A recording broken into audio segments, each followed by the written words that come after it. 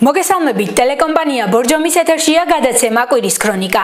მე ნინო ჯიქურაშვილი ვარ. მიმდინარე კვირის განმავლობაში განვითარებულ მნიშვნელოვან მოვლენებს დღეს გადაცემაში შევაჯამებთ. გარემოსა და ბუნებრივი რესურსების დაცვის მინისტრი ბორჯომში მოსახლეობა შეხვდა.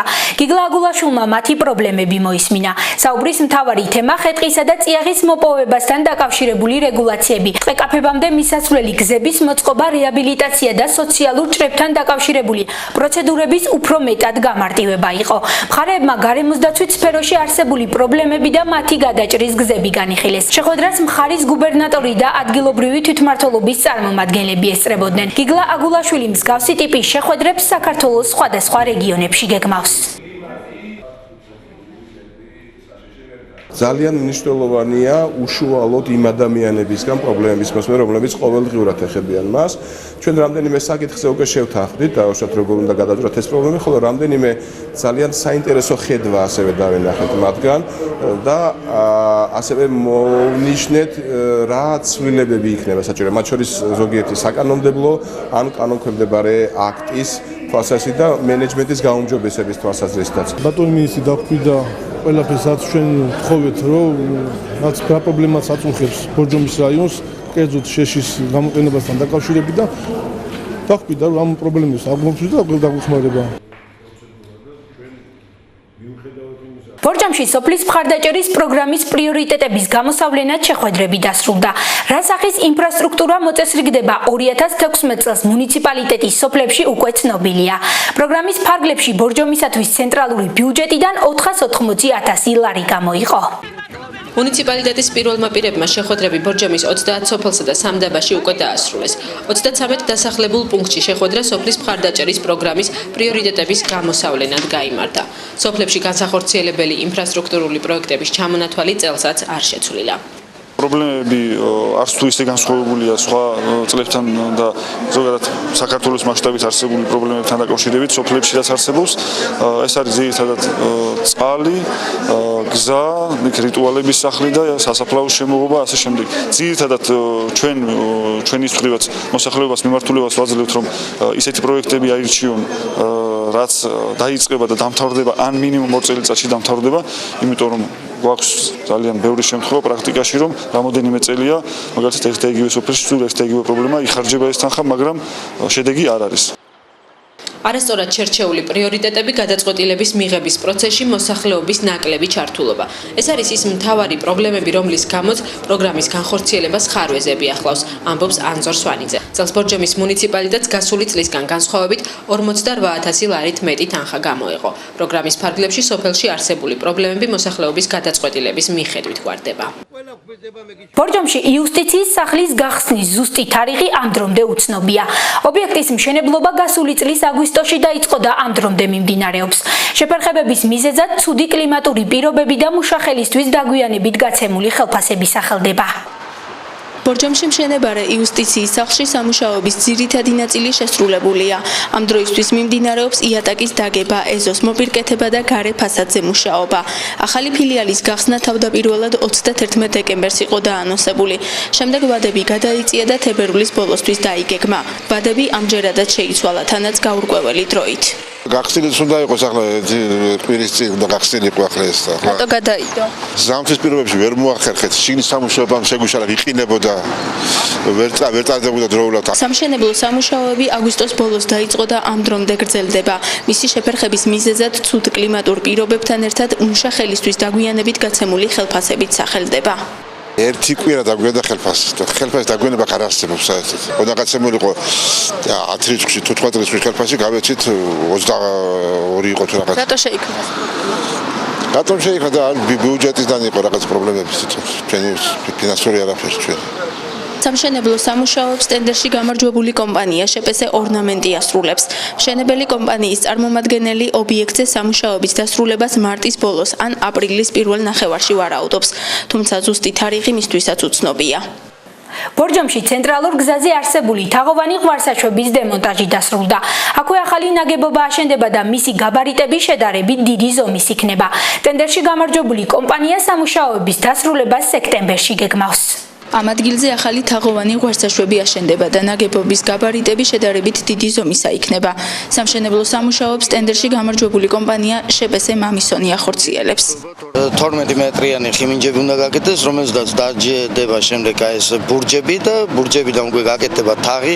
თაღის სიგანე იქნება 15 მეტრი, სიმაღლე იქნება 5 და 40 და უკვე ნებისმიერი სახის ავტომობილი გაივლის და გაატარებს ტვირთებს, ისე რომ არავითარი შეფერხება აღარ იქნება და ის ავარიული სიტუაციები რაც ადრე იყო და ხდებოდა, ეს აღარ იქნება. სამშენებლო სამუშაოები იანვარში დაიწყო და მის დასრულებას მშენებელი კომპანია სექტემბერში ვარაუდობს. მშენებლობისთვის $1 მილიონ მეტი იხარჯება. ბორჯომის ცენტრალურ ისტორიულ პარკში საკურორტო სეზონისთვის ემზადებიან. მიმდინარეობს კინოთეატრის სახურავის განათებებისა და საფეხმავლო ბილიკის რეაბილიტაცია. იღებება ნაგვის ურნები და სკამები. ასევე დაგეგმილია გამწვანების სამუშაოები. 2016 წლის საკურორტო სეზონს პარკის სიახლეებით შეხვდება.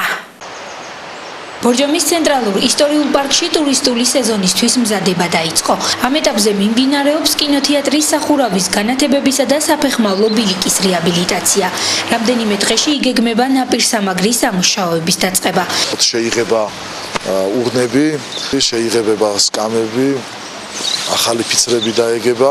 2-3 დღეში დაიწყებს კიდე მუშაობას ერთ-ერთი გამარჯვებული, რომელიც ბიუეტის ქვეშ ფილას მთლიანად შეცვლიან, დაიგება ახალი ფილა, გამოცხადებულია ტენდერი გამწვანებაზე. ლევან ცინცქალაძე სამომავლო გეგმებზე საუბრობს.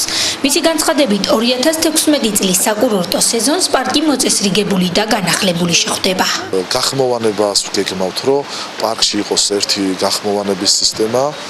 ძალიან დიდი სურვილი გვაქვს, რომ გაკეთდეს სცენა, სადაც ყოველ საღამოს იქნება ღონისძიებები და კიდე ერთი ისეთი გეგმა გვაქვს, რომ გინდა გედების ვოლიერი რომ გავაკეთოთ. აკმაყოფილებს თუ არა ბორჯომის შიდა მუნიციპალური ტრანსპორტი ევროპულ სტანდარტებს. ამის გარკვევას ჩვენი ჟურნალისტი შეეცადა. მგზავრების უმეტესობა აცხადებს, რომ ევროპულ სტანდარტებამდე მისაღწევად კიდევ ბევრი ნაბიჯია გადასადგმელი. მათ გარკვეული მოთხოვნებიც აქვთ. ბორჯომის საზოგადოებრივი ტრანსპორტის დირექტორი მოსახლეობას პირდება, რომ მომავალი წლიდან ქალაქს 2 ახალი თანამედროვე სტანდარტებით აღჭურვილი ავტობუსი ეყოლება. ბორჯომის მუნიციპალიტეტის მასშტაბით სულ 14 ავტობუსი მუშაობს. აქედან 4 ახალი ეგრეთ წოდებული მწვანე მიკროავტობუსია. ადგილობრივების თქმით, ვერც ერთი მათგანი ევროპულ სტანდარტებს ვერ აკმაყოფილებს. მოსახლეობის ნაწილი არსებული ტრანსპორტით კმაყოფილია, თუმცა აქვთ გარკვეული მოთხოვნებიც. ჩვილი ბავშვებისთვის, ვინც ეტლით მგზავრობს, ეტლის მოსათავსებელი ადგილი კარგი იქნებოდა რომ ყოფილიყო. ევროპულ სტანდარტებს ამდენად შეეფერება არ შესაბამება, არ ვიცი, მაგრამ კომფორტულად შეიძლება დაგვარად მგზავრობ. ტრანსპორტში არსებული ინფრასტრუქტურაზე მძღოლებმა კომენტარი არ გააკეთეს. სამაგიეროდ მგზავრების ნაწილი ამის შესახებ ღიად საუბრობს. ევროპულს კი არა, რავი, შეიძლება აფრიკაში რო ჩავიდეთ, უკეთესი მდგომარეობა იყოს, ან ნებისმიერ ჩამორჩენილ ქვეყანაში. იმგზავრეთ აგერ და დაინახავთ. ბავშვები რო გამოდიან სკოლიდან, რა მდგომარეობაა.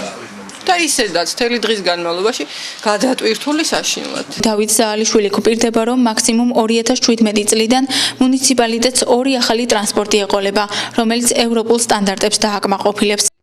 წელს თუ არ მოხერხდა ამ ავტობუსების შეძენა, მე როგორც მაქვს ინფორმაცია, 2017 წლის ბიუჯეტში აუცილებლად იქნება ეფთანხები გათვალისწინებული.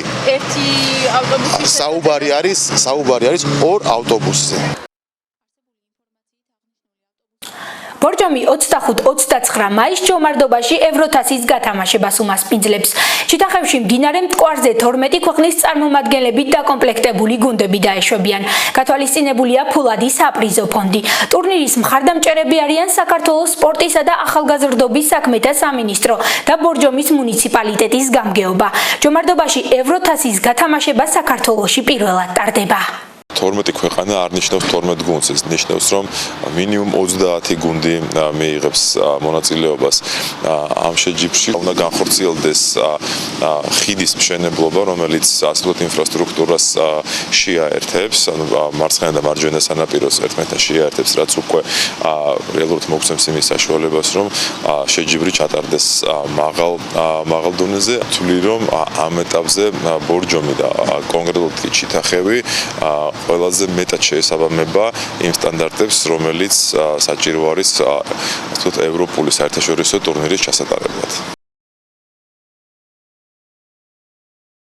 ბორჯომში სასკოლო სპორტული ოლიმპიადა დასრულდა.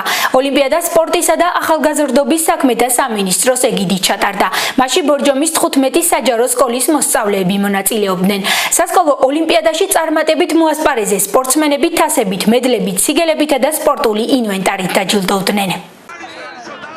ბორჯომში სასკოლო სპორტული ოლიმპიადა დასრულდა. ოლიმპიადის ეგიდით მინი ფეხბურთში დასკვნითი მატჩი გუშინ ბორჯომის ცენტრალურ საფეხბურთო მოედანზე გაიმართა. ერთმანეთს ნომერ 6 და ნომერ 3 საჯარო სკოლების გუნდები დაუპირისპირდნენ. თანასწორ ბრძოლაში გამარჯვებული პენალტების სერიით ნომერ 6 საჯარო სკოლის გუნდი გახდა. მინი ფეხბურთის მატჩის დასრულების შემდეგ ბორჯომის მუნიციპალიტეტის კულტურის სამსახურის წარმომადგენლებმა და გამგებლის მოადგილემ ანზორ სვანიძემ ოლიმპიადაში წარმატებით მოასპარეზეს სპორტსმენები დააჯილდოვეს. 15 საჯარო სკოლიდან ძალიან ბევრი წარმატება აიღო მე-3 საჯარო სკოლამ, იმიტომ რომ ბევრ ტურნირში მოიგო, ძალიან აქტიური იყო ბაკურიანი, მე-6 საჯარო სკოლა და ახალდაბის საჯარო სკოლა. ასევე მინდა გამოვყო ჭობისხევის საჯარო სკოლა, რომელმაც მოიგო კროსში. იმ 15 სკოლას მინდა დიდი მადლობა უთხრა, ვინც ჩვენ ტურნირებში ყოველთვის ერთვება და აქტიურად არის ჩაბმული. ჩვენ ამ ტურნირებს ვატარებდით ყოველწლიურად, უბრალოდ წელს სპორტისა და ახალგაზრდობის სამინისტროზე დიდით ვატარებთ და ეს არის სასკოლო სპორტული ოლიმპიადა, რომელიც ტარდება დღეს დავასრულეთ ბორჯომში, შემდეგ გაიმართება უკვე ახალციხეში რეგიონალური, ახალციხეში გამარჯვებული წავა ორი თვით ანაკლიაში თან დაისვენებს და თან იქნება საქართველოს ჩემპიონატი, ანაკლიაში გამარჯვებული წავა სასკოლო სპორტულ ოლიმპიადაზე მსოფლიოს. სასკოლო სპორტულ ოლიმპიადაზე მიღწეული წარმატებებისათვის პირველ, მეორე და მესამე ადგილზე გასული სპორტსმენები თასებით, მედლებით, სიგელებითა და სპორტული ინვენტარით დაჯილდოვდნენ. მაგრამ დავძლიეთ ეს და მაინც მესამე ადგილი მაინც არის ჩვენს რაღაცა. და ძალიან გვიხარია რომ რაღაცაში მაინც მივიღეთ მონაწილეობა. მეორე იმას ვაწავდი, მეორე ადგილი არის, ეს პირველია. და ვიხარია ძალიან. ძალიან კარგი შეგრძნებაა, ძალიან გაგვიხარდა, ბევრი ბრძოლეთ. ვერ აგიხსნით ისეთ შემოვნებას განვიცდები იმ ასეთი იყო მიმდინარე კვირის აქტუალური მოვლენები. შეგახსენებთ, რომ გადაცემის ნახვა შეგიძლიათ ტელეკომპანია ბორჯომის ვებგვერდსა და Facebook-ის გვერდზე. მე მომავალ კვირამდე გემშვიდობებით. გმადლობთ ყურადღებისთვის, ნახვამდის.